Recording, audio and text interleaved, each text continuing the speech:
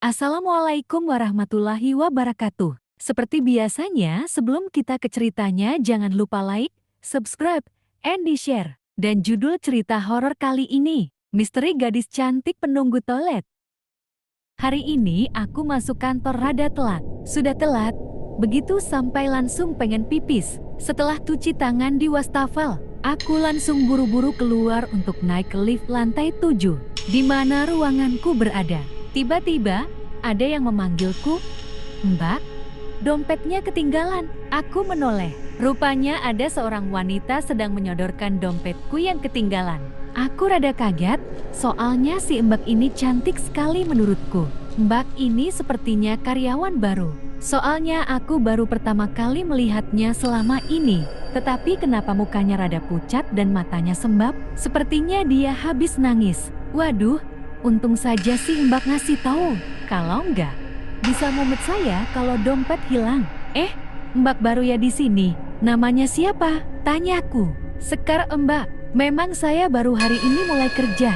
Katanya, Seng Sekar. Oh iya, namaku Bulan. Kenapa dengan matamu? Antara lain kali aja kita ngobrol ya.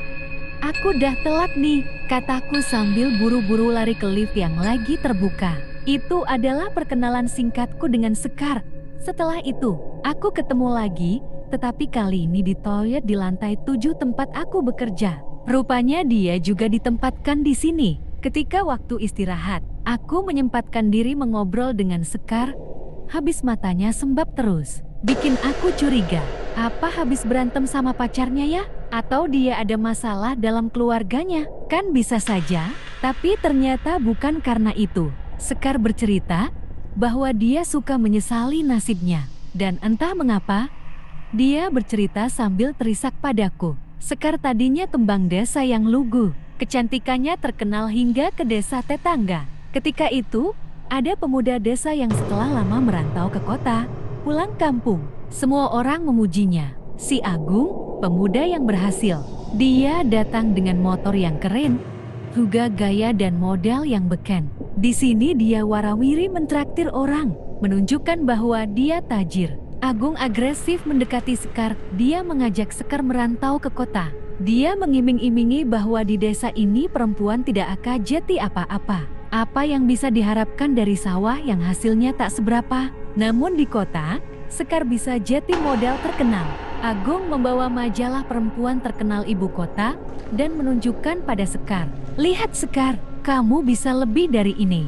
Kamu gak kalah cantik dibanding mereka." Agung terus membujuk dan merayu.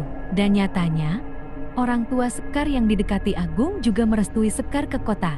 Akhirnya Sekar pun berpikir, ya apa salahnya mencari peruntungan di kota? Toh di sini juga tidak ada apa-apa. Mereka miskin, dan kemiskinan ini terasa begitu menjerat. Apalagi dalam hatinya, Sekar merasa jatuh cinta pada Agung yang kelihatan keren ini. Di kota, nasib Sekar tidak semanis madu.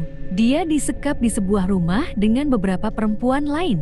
Kalau Agung datang, Agung hanya mengatakan proses perekrutannya memang seperti itu. Sekar memang melihat perempuan yang bersamanya cantik-cantik semua. Hingga tak berapa lama, mereka dibawa ke suatu tempat. Di sini Sekar diharuskan bekerja di bar dan memakai baju seminim mungkin. Sekedar mencoba protes dan memberontak, tetapi sia-sia. Banyak penjaga di mana-mana. Lelaki bertato dan berbadan tegap selalu sigap mengawasi mereka. Malam pertama di bar, ketika ada seorang lelaki menggoda, Sekar mencoba bertahan.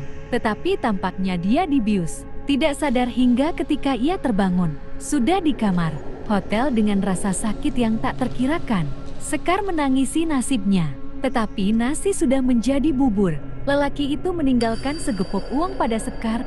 Ketika melihat uang ini, Sekar berpikir untuk kabur, dan Sekar melakukannya. Ketika keluar kamar hotel, dia melihat ke sekitarnya.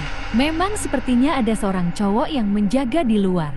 Dengan mengendap-endap, Sekar mencari pintu keluar lain. Tetapi malang, begitu sampai di halaman, dari belakang seorang mengejar Sekar dan menangkapnya. Sekar mencoba memberontak, tetapi lelaki itu memukul Sekar hingga tak sadarkan diri. Agung menemui Sekar yang lemas tak berdaya. Dengan santai dia mencoba membujuk Sekar agar bersedia hidup sebagai PSK. Kerja gampang, duit banyak. Dan ketika Sekar tidak menjawab, Agung malah mendekat ke Sekar dan kemudian menciumnya. Sekar memberontak, tetapi Agung memperkosanya. Sekar kembali pindang. Sakit ini sudah tak tertahankan lagi baginya. Sampai di situ, Sekar terdiam, menangis terisak, dan aku hanya bisa memberikan tisu untuk mengusap air matanya. Sayang, aku harus kembali ke meja kerjaku. Tetapi sebelum kembali, Sekar memberiku secari kertas. Sekar, betapa malam nasibmu. Cerita hidupnya benar-benar mengganggu konsentrasi kerjaku. Pedih sekali rasanya hati ini, dan aku juga penasaran bagaimana dia bisa bekerja di sini dan apa yang bisa kulakukan untuk membantunya. Namun tiba-tiba aku ingat dengan secari kertas yang diberikan Sekar. Kertas itu kubuka dan ternyata hanya berisi sebuah alamat. Ketika waktu pulang tiba, aku buru-buru kembali menemui Sekar, tetapi dia sudah tidak ada. Besoknya pun aku mencari Sekar, tetapi tidak dapat menemuinya. Aku hanya menemukan koran di mejaku. Isi beritanya tentang seorang perempuan yang ditemukan tewas terbunuh. Aku kaget. Siapa yang meletakkan koran ini di mejaku? Dan lebih kaget lagi, foto-foto perempuan yang ada di koran ini mirip Sekar. Tidak mungkin, apalagi begitu melihat tanggal koran itu. Ini koran minggu lalu. Tiba-tiba aku merinding. Sekar, apa yang ingin kamu sampaikan padaku? Terima kasih sudah mendengarkan cerita ini.